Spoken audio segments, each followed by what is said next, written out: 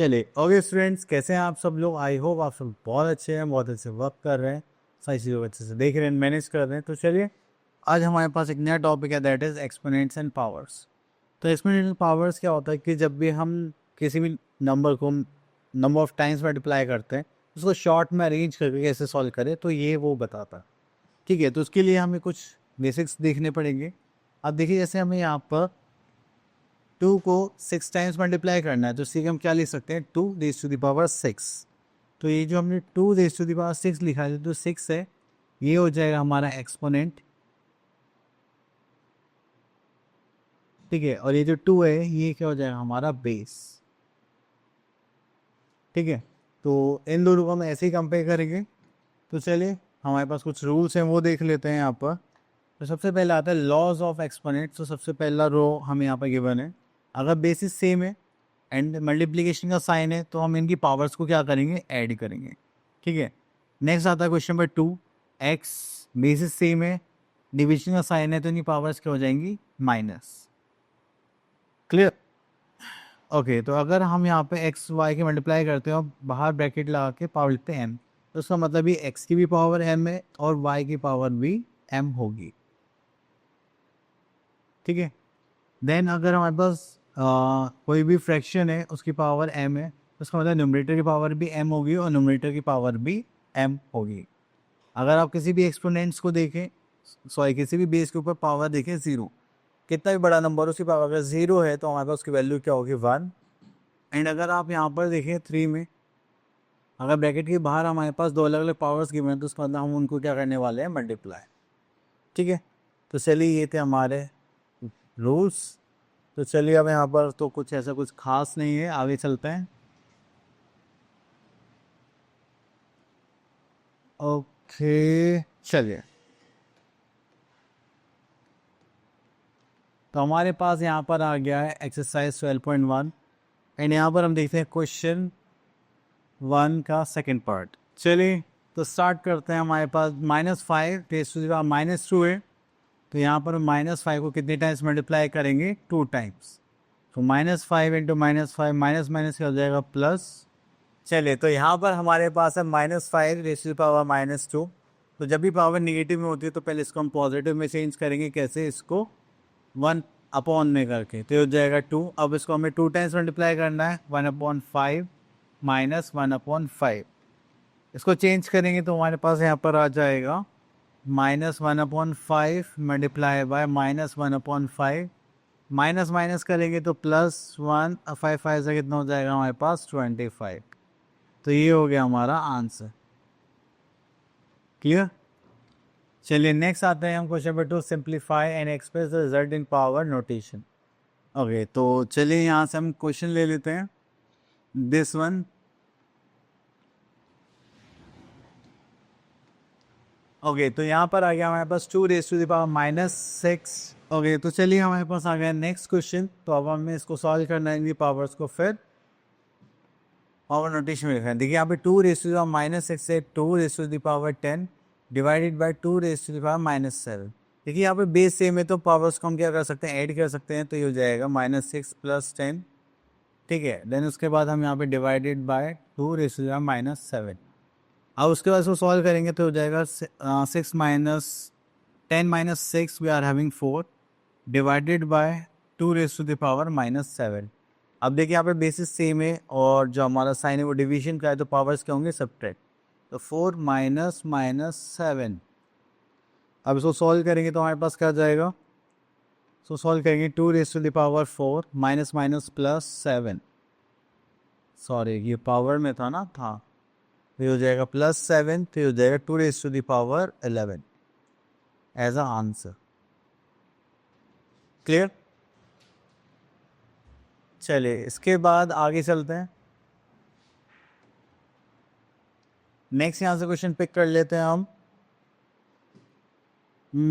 This one.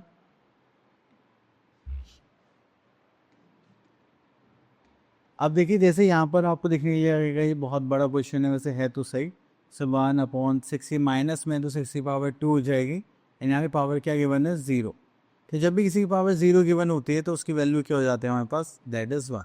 तो आप उसको सॉल्व करके कुछ भी वैल्यू निकालेंगे तो उसके पावर 0 है, तो आंसर डायरेक्टली क्या आ जाएगा, 1 आ जाएगा।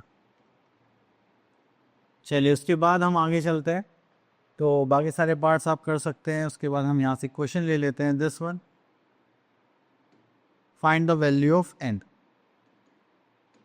तो चलिए यहाँ से निकालते हैं n की वैल्यू। तो ये हमारे पास 3n divided by 3 raise to the power 2 equals to 3 raise to the power -4। Wait, ठीक है, तो इसको सॉल्व करेंगे। तो यहाँ पर आ गया हमारे पास। तो सबसे पहले हम यहाँ पर क्या करने वाले हैं, तो पावर्स को सॉल्व करते हैं। देखिए डिवीजन का साइन है तो पावर क्या हो जाएंगी, सब्ट्रैक्ट। तो ये हो जाएगा 3 रेज़ टू द पावर 4। अगर हमारे पास देखिए बेसिस सेम है तो हम यहाँ पे पावर को क्या कर सकते हैं, कंपेयर।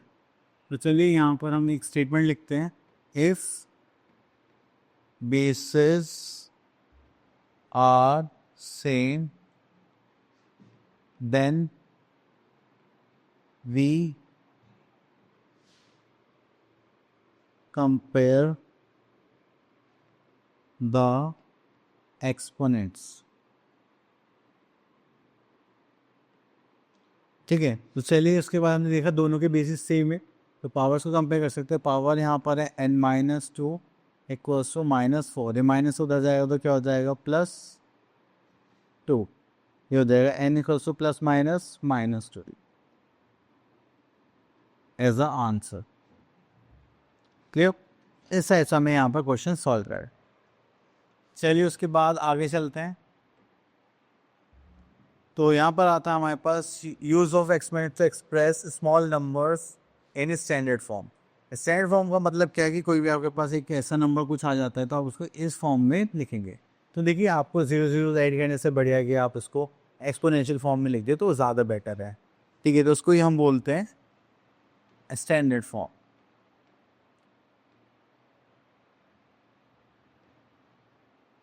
चलिए तो यहाँ पर कुछ क्वेश्चन है उन्हें देख लेते हैं। तो यहाँ पर आता है हमारे पास express the following numbers in standard form. तो सबसे पहले हम इस पार्ट को ले लेते हैं। अब देखिए जो हमारा डेसिमल पॉइंट है यहाँ पर कहीं नहीं लिखा होता, हम मान लेते हैं यहाँ लिखा है।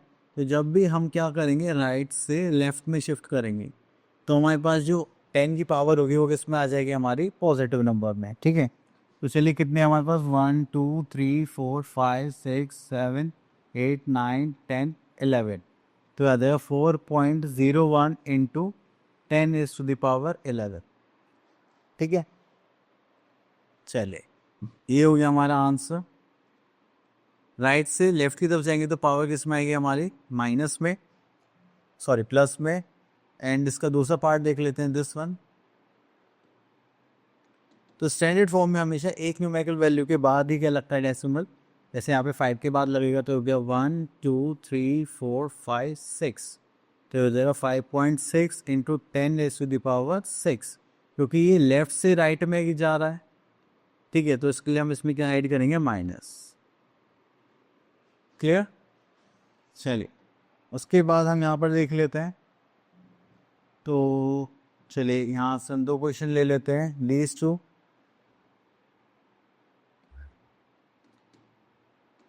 चलिए पहले हम इसको ले लेते हैं 5⁻⁻6 है। तो ये किधर से आया था, लेफ्ट से राइट में आया था, तो उसको वापस पूछाना है। तो राइट से लेफ्ट में तो हो जाएगा 5 1 2 3 4 5 6 हो गए। पॉइंट लगेंगे, 0 आ जाएगा यहाँ पर। जब भी माइनस होगा तो हम इधर की तरफ वापस जाएंगे। अब ये प्लस में है तो हम किधर जाना है, हमें नेक्स्ट साइड। तो 1 2 3 4 है तो इसमें तो हमें कुछ ज़्यादा चेंज नहीं करना पड़ेगा। 4 7 1 6 4, तो ये हो गया हमारा आंसर। क्लियर, चलिए तो आई होप आपको एक्सपोनेंट टॉपिक भी अच्छे से क्लियर हो गया होगा। अब आप लोगों को इसके प्रैक्टिस करनी है। मिलते हैं नेक्स्ट वीडियो में, कब तक के लिए ऑल द बेस्ट।